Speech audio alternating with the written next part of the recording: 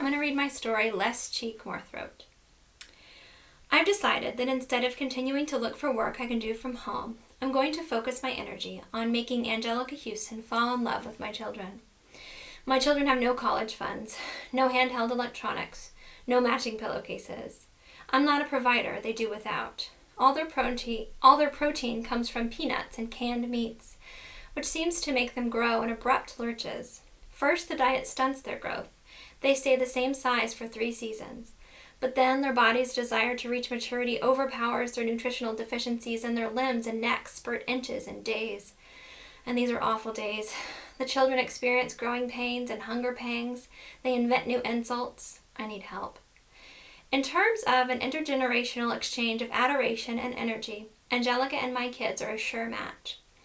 Renata and Troy are intense, devastatingly artistic, jutty cheekboned, and have no known grandparents.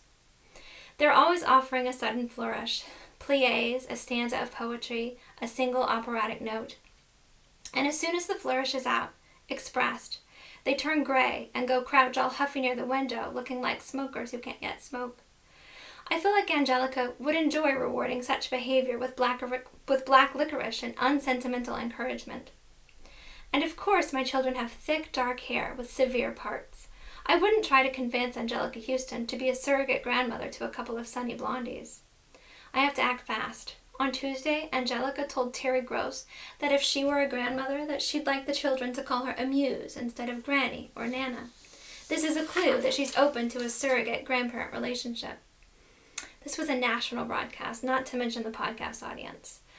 I bet there will soon be a line of mothers outside her door, presenting the children they've dressed in black leotards, after forcing them to study pictures of Wednesday Addams with magnifying glasses.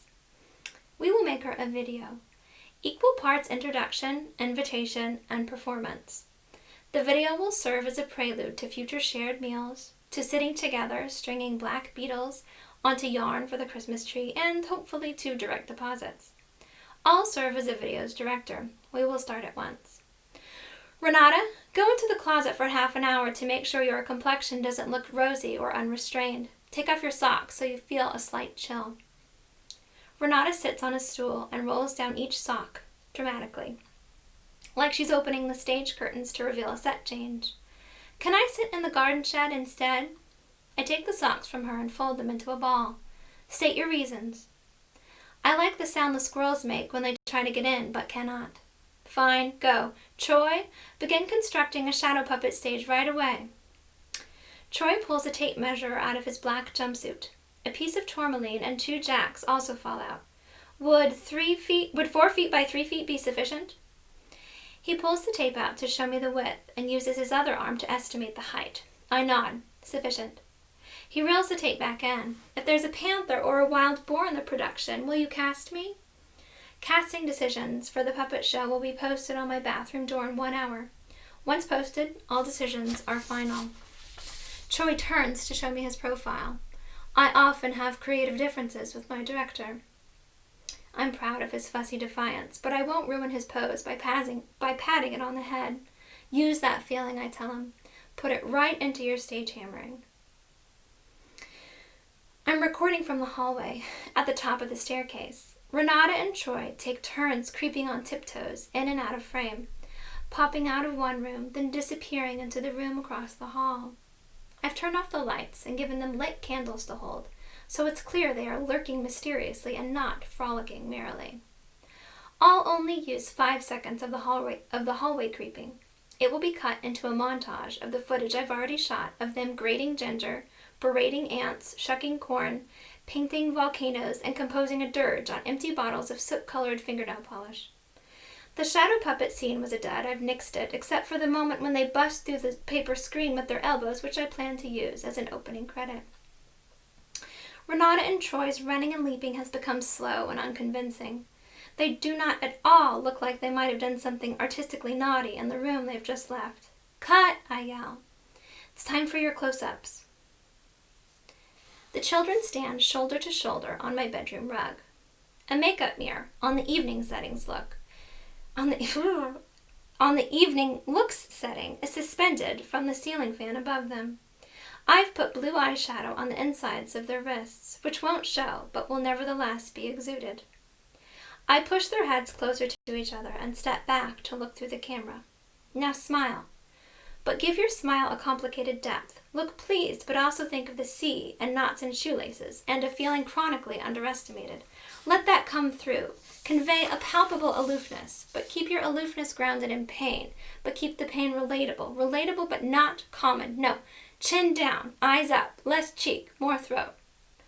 They are adjusting their heads and necks by stiff 1/4 inches while maintaining perfect eye contact with my camera lens. They look like mechanisms inside a pocket watch. They look like pigeons who just made the acquaintance of a full-length mirror.